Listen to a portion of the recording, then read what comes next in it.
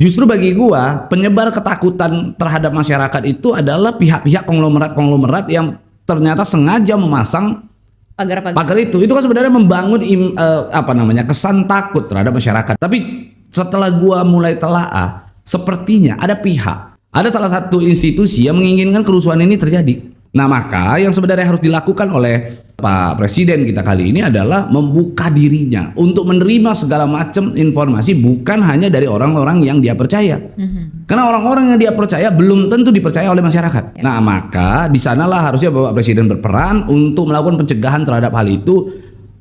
Kurangi atau lucuti kekuatan dari orang-orang yang dapat memperkeruh suasana di negeri kita saat ini.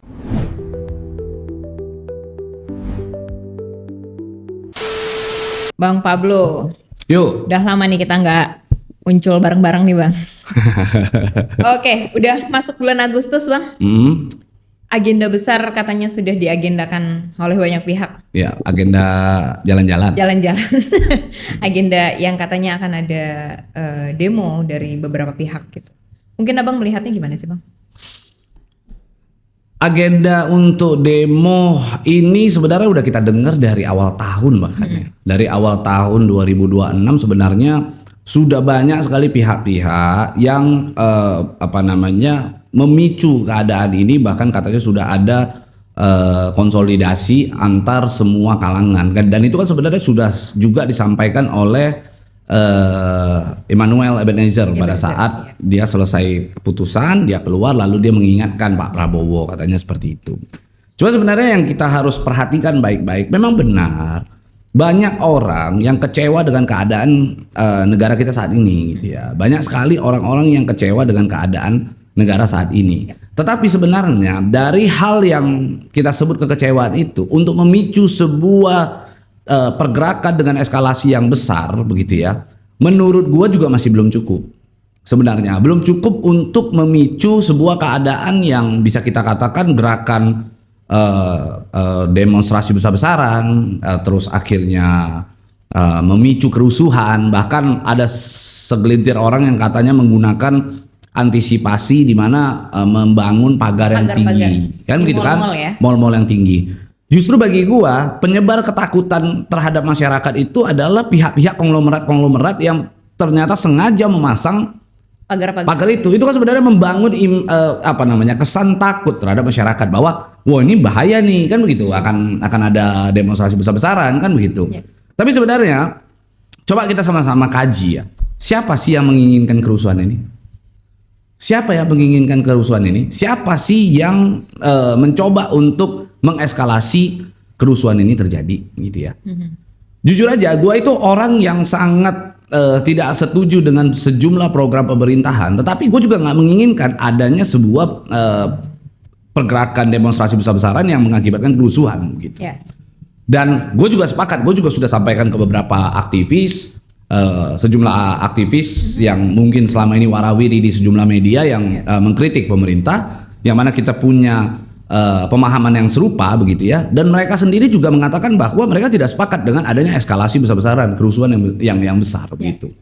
Tapi setelah gua mulai telaah, sepertinya ada pihak-pihak bahkan ini cenderung kepada ego sektoral begitu ya.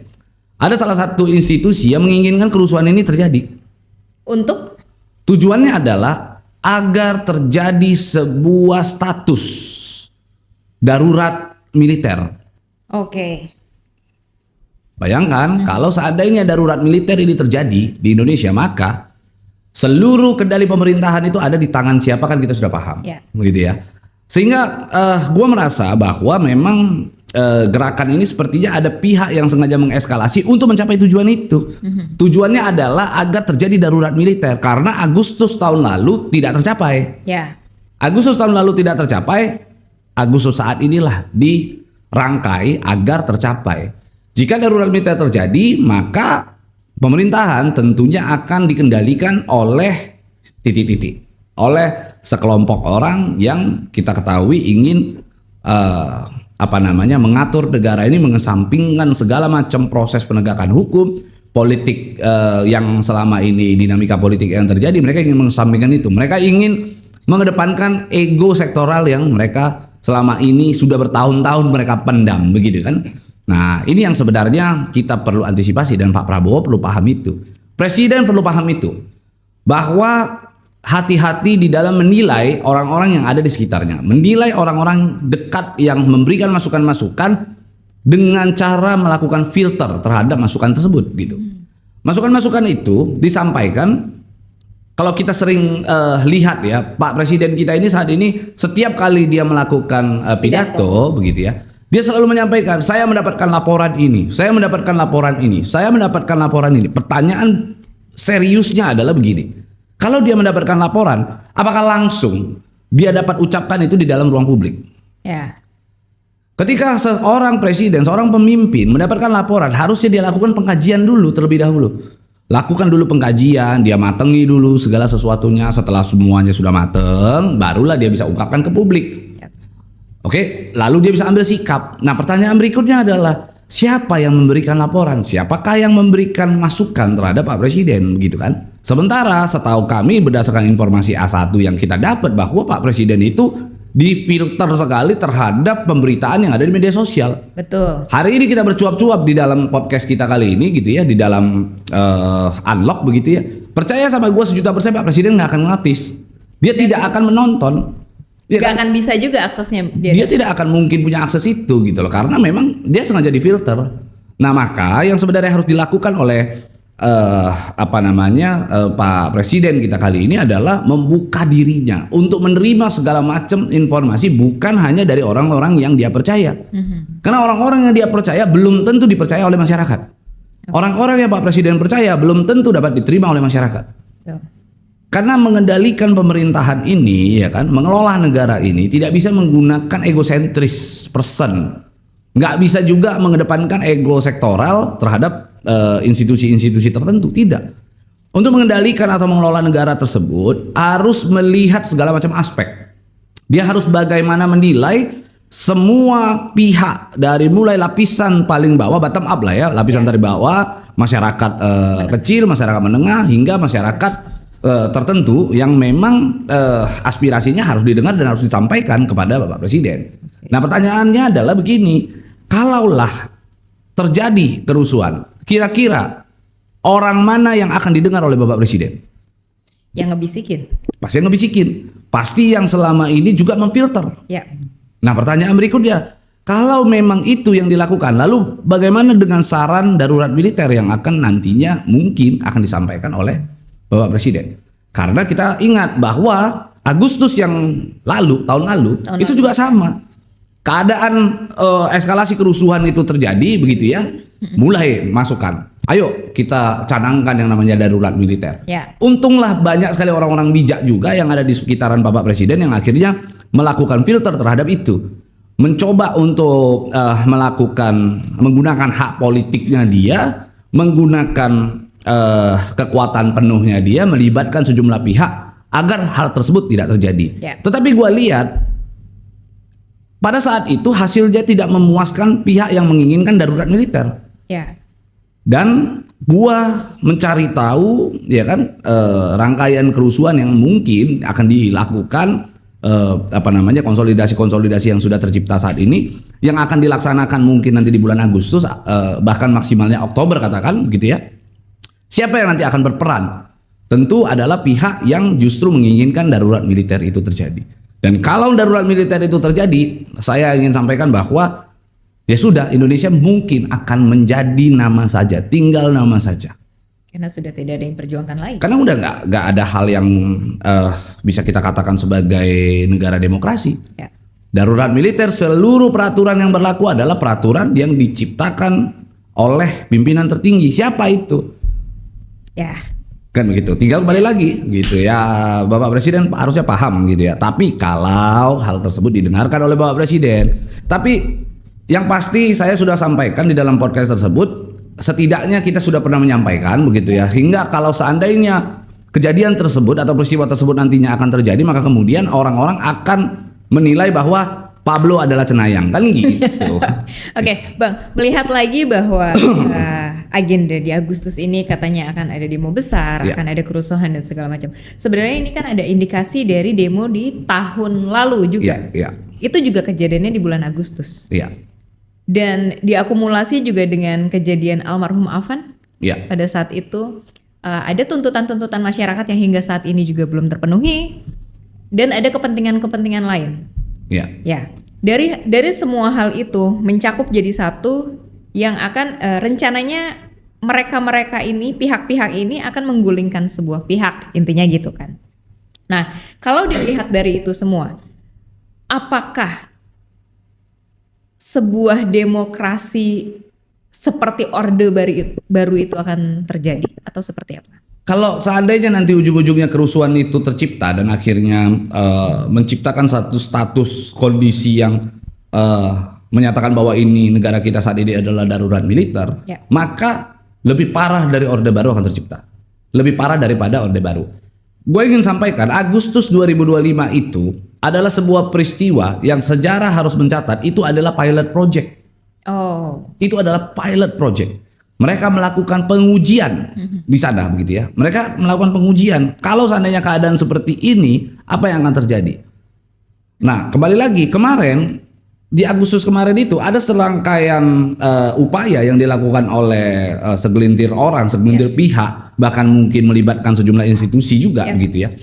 Menginginkan agar eskalasinya lebih besar. Tetapi Pak Kapolri dengan bijak akhirnya menunjukkan ketegasannya dalam melaksanakan tugas fungsi pokoknya dengan melakukan tindakan keamanan yang jauh lebih tegas kan begitu kan, sampai akhirnya sosial media mereka berkoordinasi dengan Kominfo untuk akhirnya dilakukan penutupan begitu.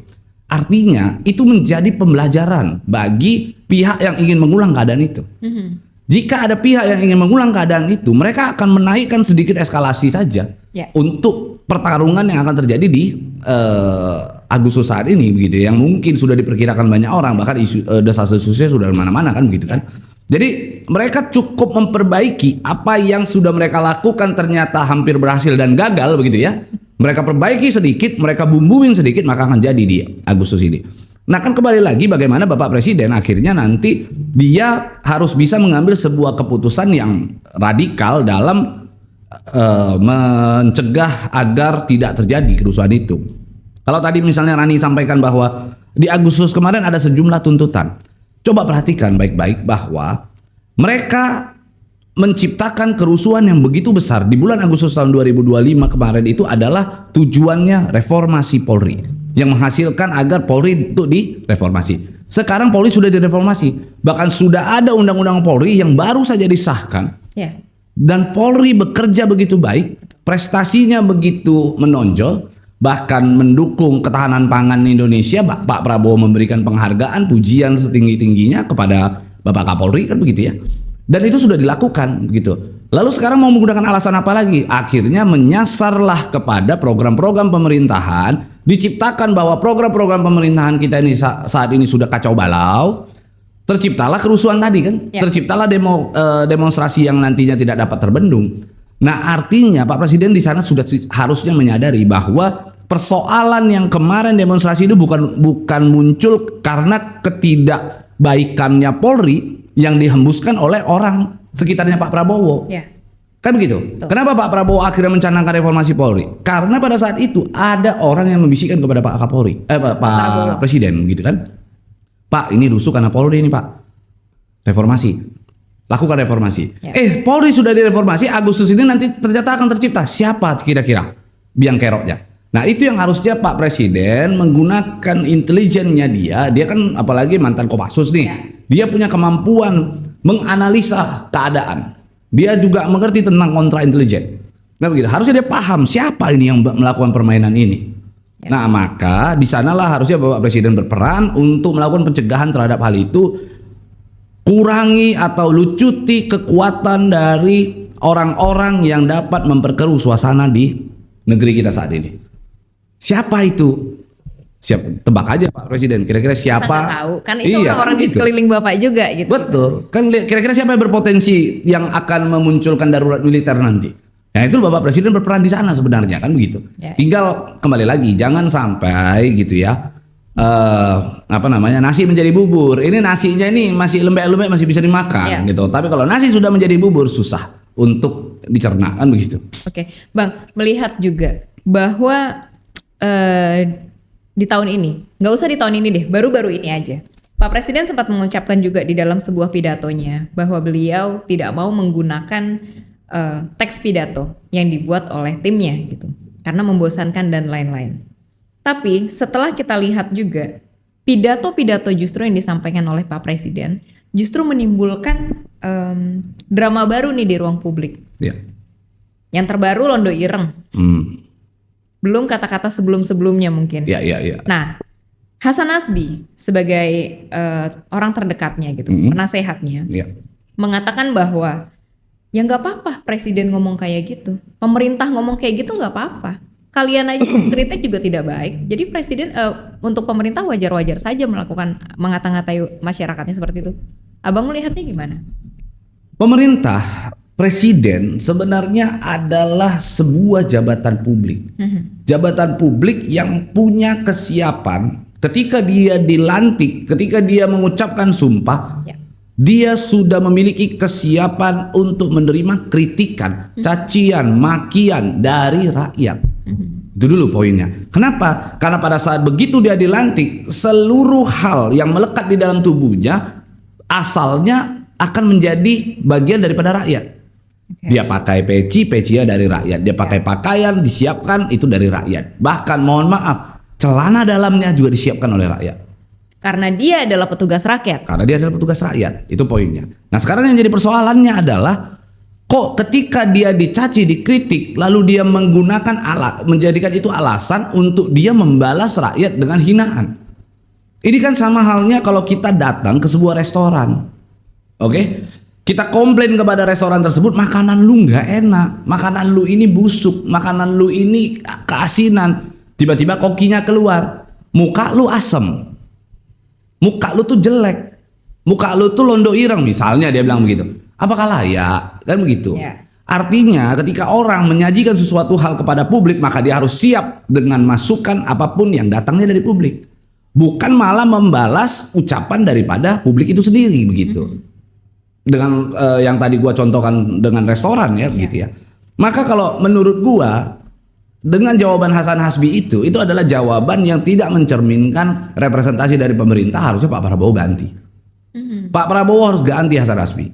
Ganti kepada orang yang jauh lebih wise, jauh lebih mengerti apa maunya rakyat, jauh lebih mengerti bagaimana mengelus rakyat, ya kan, menyayangi rakyat dalam berucap. Rakyat ini bukan rival. Rakyat ini adalah bagian yang menuntut untuk dilindungi. Rakyat ini datang berteriak-teriak, bercuap-cuap untuk ngapain? Emang untuk kepentingan pribadi? Untuk isi kantong? Apakah untuk makan tok? Enggak. Rakyat ini datang bersuara karena mereka menggantungkan harapannya kepada pemerintah agar pemerintah berikan segenap jiwa dan raganya untuk melindungi mereka, menyayangi mereka, mempersiapkan masa depannya mereka. Kesejahteraan rakyat juga tentunya. Maka kalau akhirnya jawaban-jawaban yang dikeluarkan oleh pemerintah begitu, menurut saya Hasan Hasbi harusnya sudah diganti. Nggak perlu tuh harus ada juru bicara, nggak perlu harus ada penasehat komunikasi dan lain-lain. Itu hanya menghabis-habiskan anggaran. Cukup hadirkan saja satu orang yang mengerti, bijak dalam menanggapi. Hari ini begini deh, Pak Jokowi ketika memimpin nggak kurang-kurang tuh kritik banyak. Tapi bayangkan Pak Jokowi menanggapinya tidak pernah menyerang secara pribadi kepada kelompok-kelompok tertentu.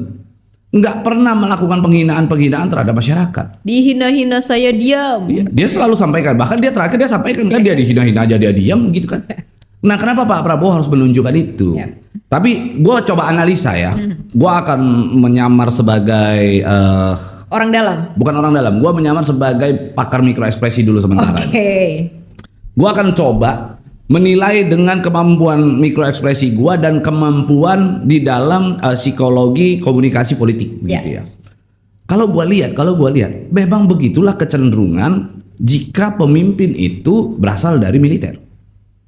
Karena kalau militer dalam melaksanakan operasi tugas dia tuh nggak peduli kiri kanan. Yang penting judulnya mission complete. Nggak peduli proses, yang penting hasilnya. Hasilnya adalah mission complete. Oke. Oke. Bahkan ada kecenderungan kalau targetnya adalah perang misalnya. Ini gua mencoba untuk menganalisa gaya-gaya militer di dalam melakukan operasi ya. Begitu ya. Ketika militer berperang begitu ya, baik di negara manapun lah, misalnya di Amerika, di manapun.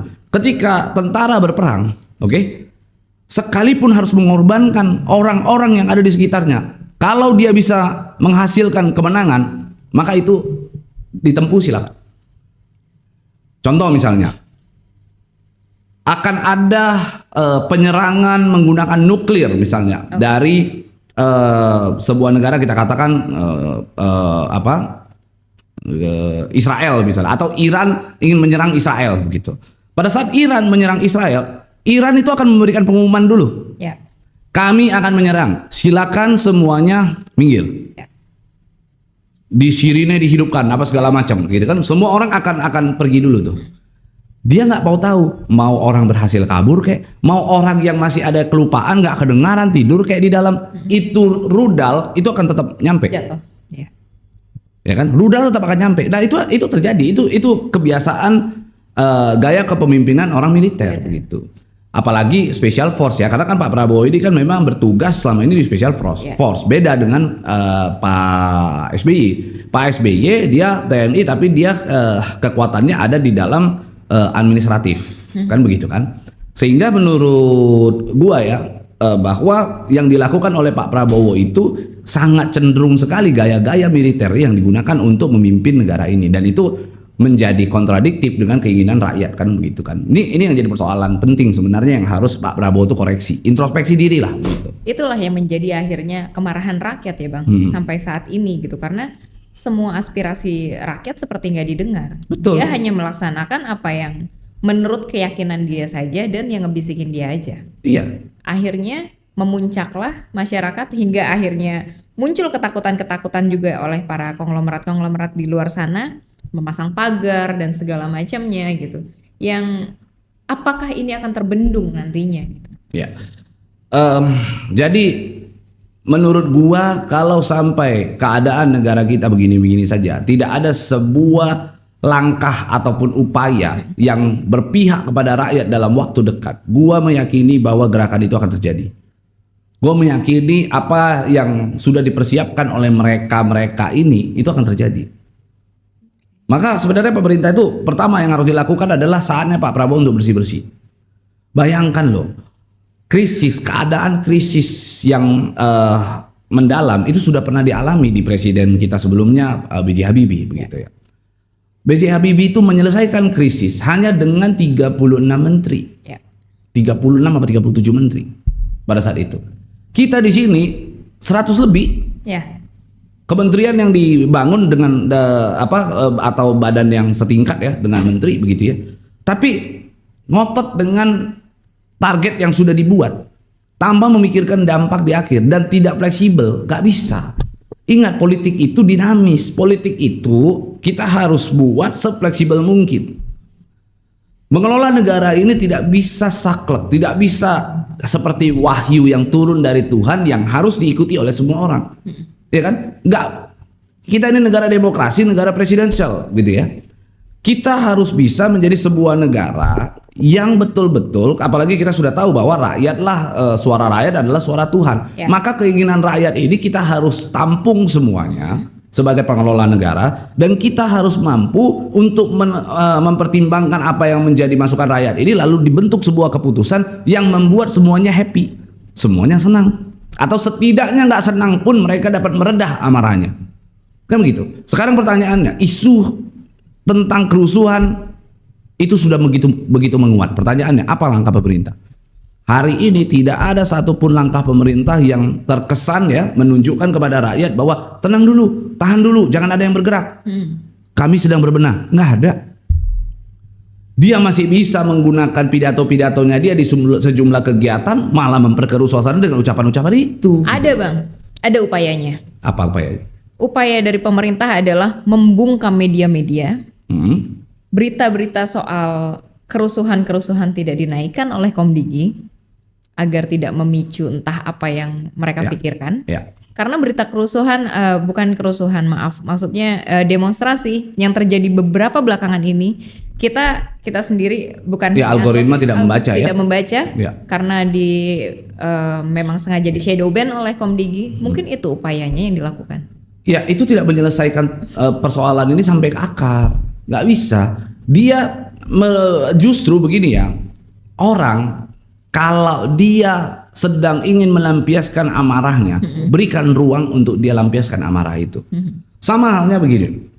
Pernah tahu nggak kalau di Jepang, bahkan di Jakarta kayaknya sudah ada deh, ada namanya crash room kalau tahu. Ada. Jadi ada satu ruangan, orang kalau lagi marah tuh dikasih ruangan itu, lu banting-banting deh itu tempat. Lempar-lempar apalah itu. Nah, pemerintah itu sebenarnya harusnya mempelajari metode psikologi yang diciptakan dari crash room itu.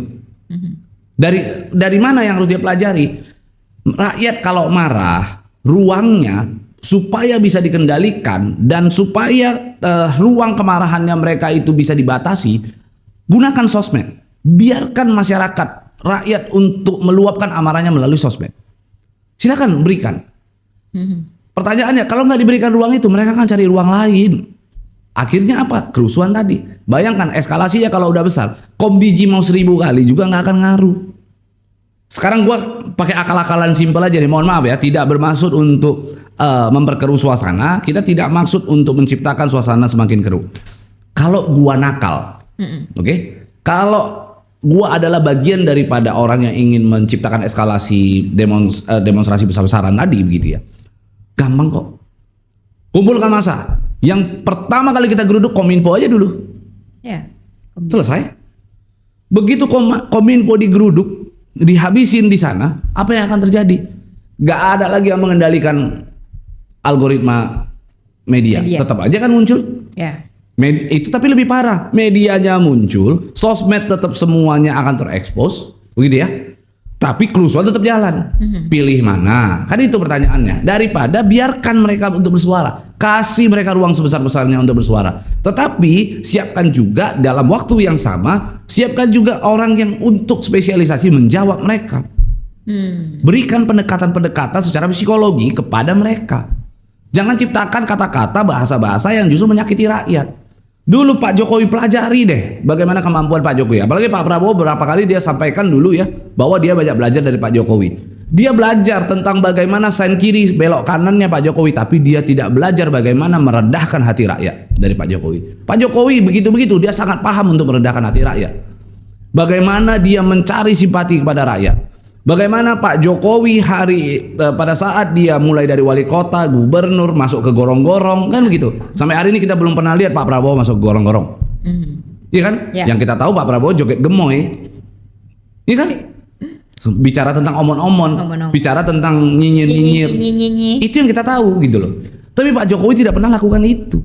Pak Jokowi justru di detik-detik terakhir dia mengatakan bahwa dia dihina-hina, dia diam, dia maki-maki, dia diam, tapi kali ini saya lawan. Itu yang dia sampaikan. Hanya itu saja. Tapi kalau kita mau lihat apa yang Pak Jokowi lakukan ketika demonstrasi 212, dia hadir di tengah-tengah masyarakat. Ya. Dia hadir 212 loh. Yang pada saat itu orang begitu marah terhadap Ahok, dia datang naik ke atas panggung, dia berikan ceramah kepada masyarakat yang datang. Kenapa nggak belajar dari Pak Jokowi? Pada saat orang lagi rusuh, dia ciptakan satu kondisi lain yang menunjukkan dia keluar dengan main sarung, main panco sama Kaisang. Ya.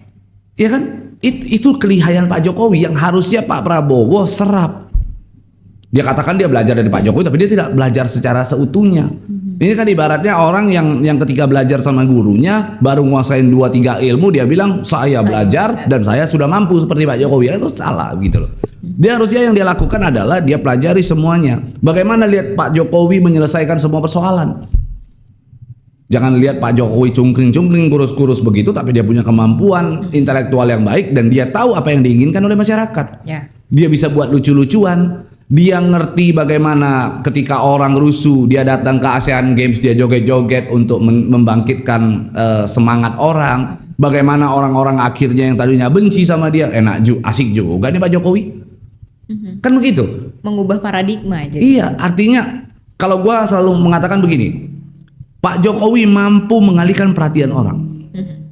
Oke, masyarakat tuh harus digitukan gitu loh. Masyarakat itu lu harus bisa mengalihkan kemarahan mereka menjadi happiness, menjadi sesuatu hal yang bahagia. Nah, Pak Jokowi spesialis itu. Dia sangat mampu melakukan hal itu. Dan Pak Prabowo harus pelajari itu gitu loh. Pada saat orang marah jangan disulut, masa bensin dikasih api. Ya kan? Harusnya Pak Prabowo itu ketika orang marah, alihkan, dinginkan mereka. Sekalipun gak ada solusi terkait dengan persoalan misalnya KDMP, terus persoalan MBG belum selesai. Jangan bangkitkan kemarahan soal itu. Alihkan aja dulu, ajak aja orang muter-muter. Buat kayak sesuatu hal yang, mohon maaf, apakah Pak Prabowo tiba-tiba turun ke rakyat, tiba-tiba turun ke gorong-gorong misalnya, atau ajak rakyat untuk nongkrong di kafe mana, ngobrol di mana, begitu kan? Tongkrong, kumpulin tukang ojek, ajak makan bersama. Udah kan waktu itu yang para ojol yang berkumpul, terus Pak Prabowo hadir di tengah-tengahnya, tapi nanya, MBG bermanfaat tidak? Tidak. Gitu Ya, kan? Pak Prabowo tampil pun di dalam keadaan keramaian itu selalu ada gap. Pak Jokowi pernah nggak ada gap? Nggak ada. Pak Jokowi itu tidak pernah menunjukkan gini ya. Ini perbedaan yang paling mencolok yang bisa kita lihat aja. Ya. Pak Jokowi pada saat turun, oke, memang kan harus filter, harus steril tuh seputaran Pak Jokowi. Ketika ada orang mau foto, dia biarkan orang-orang foto. Yang galak itu adalah pas pampresnya di belakang. Betul. Orang foto tangannya dipegang ini. Tapi coba bayangkan Pak Prabowo ketika dia tampil, yang galak siapa? Kelihatan banget dan orang sudah tahu. Ini mah galak. Prabowo mah susah dideketin. Kenapa? Galak banget. Kan itu kesan yang dibangun toh. Nah, caranya untuk memperbaiki itu semua justru datanglah, entah Prabowo datang ke mall kayak, wah Pak Jokowi jago kan? Ya. Lagi rusuh, bayangin orang lagi rusuh, lagi teriak-teriak soal beberapa isu-isu politik atau kebijakan atau keputusan yang dia ambil, misalnya katakan menciptakan kerusuhan. Apa yang dia lakukan? Dia jalan-jalan ke mall. Ketemu masyarakat. Pak Jokowi datang menggunakan kemeja, lengannya dilipat. Hal-hal kecil itu jangan kita anggap itu cuma pakaian. Sorry, itu adalah ilmu psikologi tingkat tinggi yang digunakan oleh Pak Jokowi untuk mempengaruhi masyarakat. Kalau enggak dia nggak akan mungkin 10 tahun.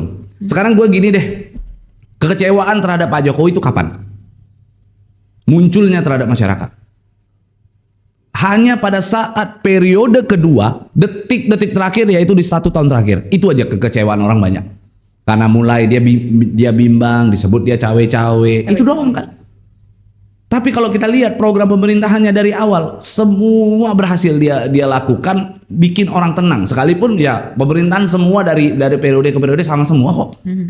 Tapi gaya komunikasinya yang perlu diperbaiki terhadap pemerintah kita saat ini gitu loh.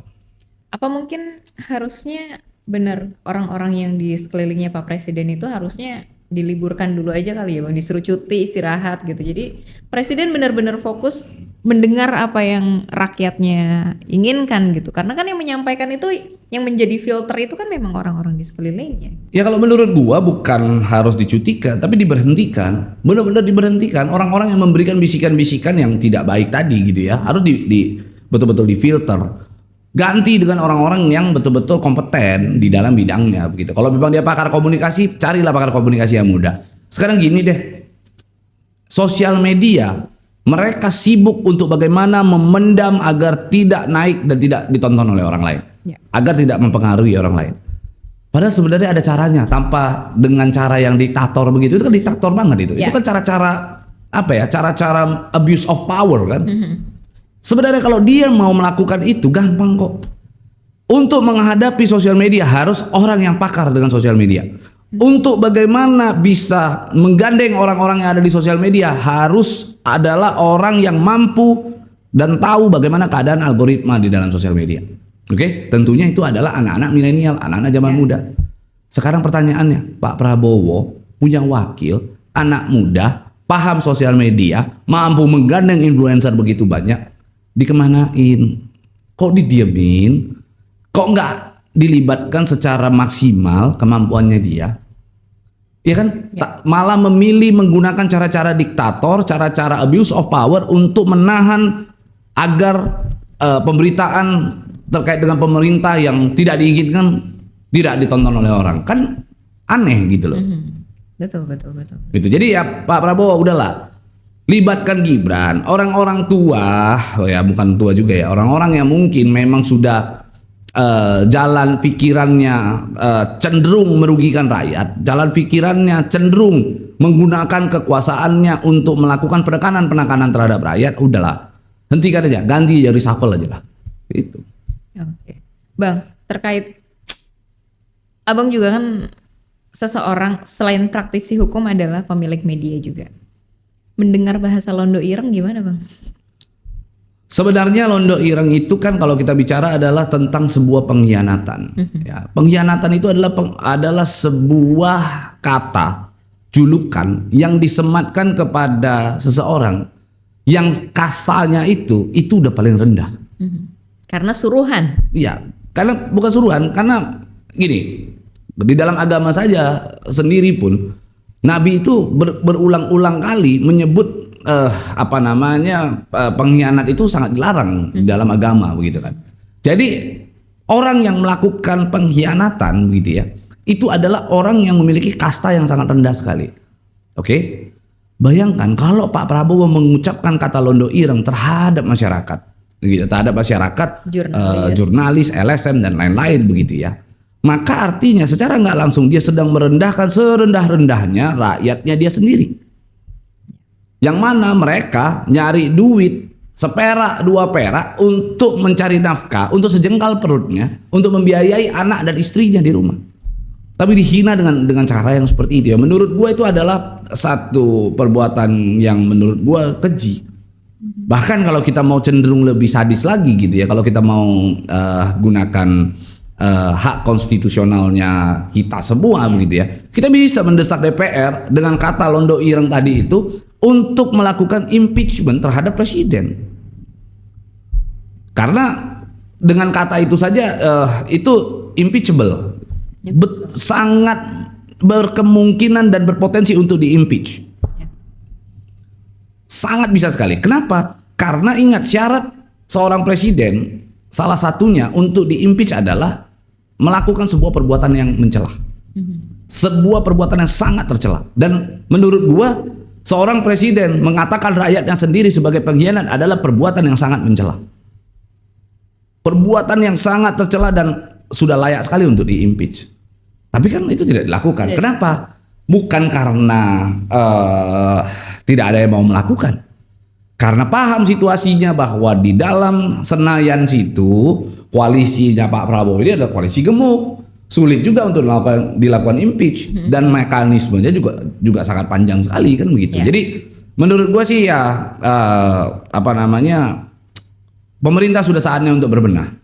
Saat ini sudah ada isu yang begitu besar bahwa Agustus akan terjadi eskalasi demonstrasi yang besar-besaran.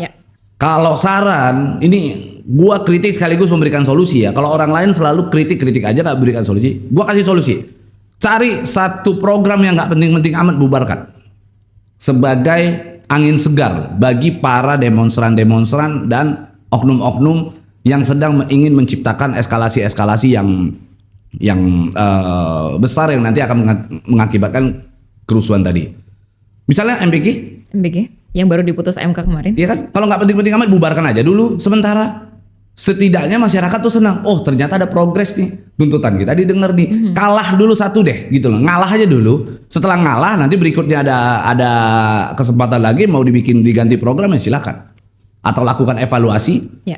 Setidaknya rakyat masih ada kepuasannya. Oh, ternyata Pak Prabowo masih mendengar kami. Ada harapan rakyat. Ada harapan, ada angin segar begitu. Itu kembali lagi lah ke Pak Presiden kalau Pak Presiden mau, atau bubarkan Kopdes Merah Putih, hentikan program Koperasi Desa Merah Putih. Itu aja sih sebenarnya, dengarkanlah rakyat. Udah, intinya itu aja sih. Karena apapun ceritanya Pak Presiden hari ini bisa duduk di sana, Presiden Prabowo bisa duduk sebagai presiden di Indonesia karena rakyat.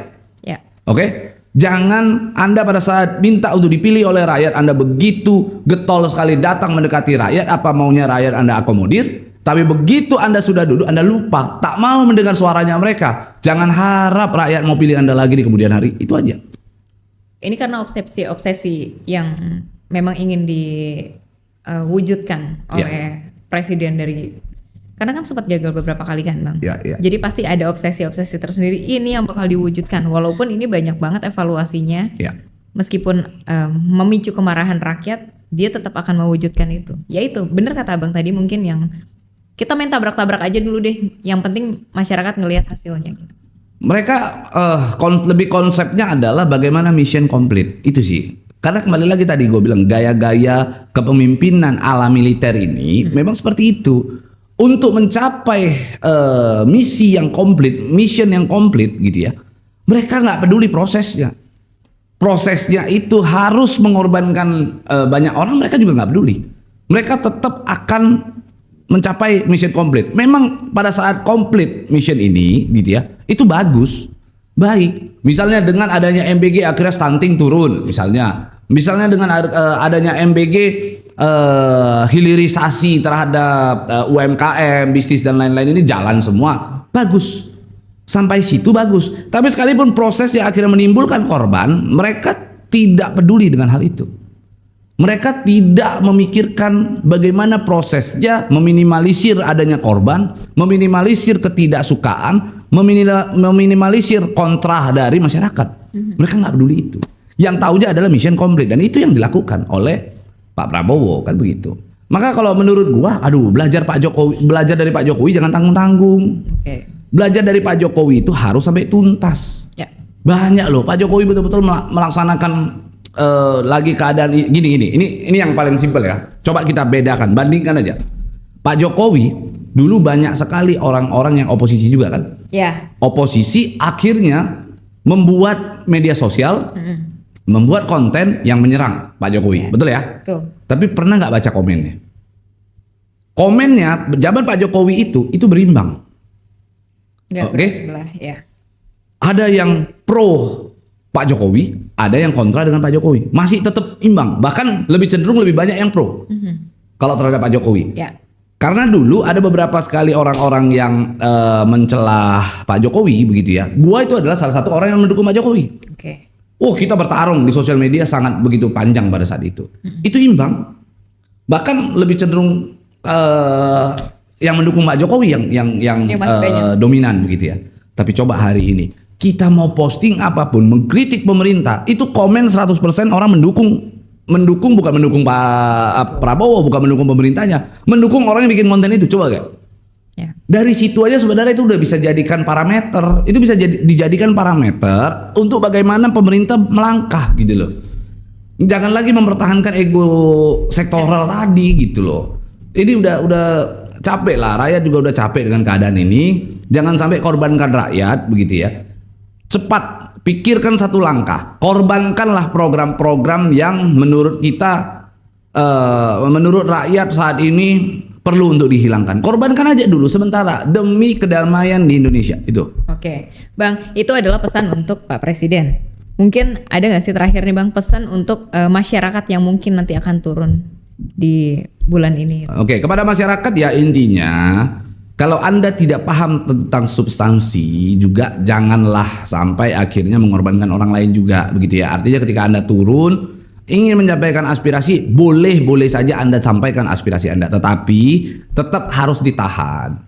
Jangan mau terprovokasi satu dengan pihak-pihak yang ingin membuat kita anak bangsa saling bunuh, saling tikam, saling merusak, jangan gitu ya. Jadi intinya kita anak bangsa tetap solid. Kalau memang kita tidak memiliki kesepakatan dengan program-program pemerintah, sampaikan dengan elegan, tunjukkan sampai minimal Pak Presiden notice. Karena saya nggak menyalahkan Pak Presiden ini kurangnya cuma satu, pendengarannya dihalangi, pendengarannya terhadap aspirasi rakyat itu dihalangi oleh orang-orang sekitarnya. Itu aja sih sebenarnya. Saya ingin sampaikan kepada masyarakat. Jadi jangan salahkan Pak Presiden Prabowo, karena Pak Presiden Prabowo menurut saya kalau ditanya di dalam lubuk hatinya dia yang paling dalam, dia juga pasti mendukung apa keinginan masyarakat. Yang jadi persoalan adalah dia tidak memahami Anda, dia tidak memahami kita semua, karena apa yang menjadi aspirasi kita tidak sampai betul-betul ke telinganya.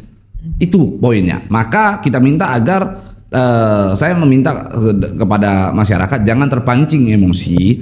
Kalau ingin menyampaikan aspirasi, silakan sampaikan aspirasi tersebut secara elegan, Jangan menciptakan kerusuhan-kerusuhan yang sifatnya provokatif begitu, yang akhirnya nanti kejadian hal-hal yang tidak diinginkan lah oleh kita semua begitu. Oke, siap pemirsa monolog. Tentu saja bahwa keegoisan tidak akan menghasilkan kemenangan. Sampai jumpa.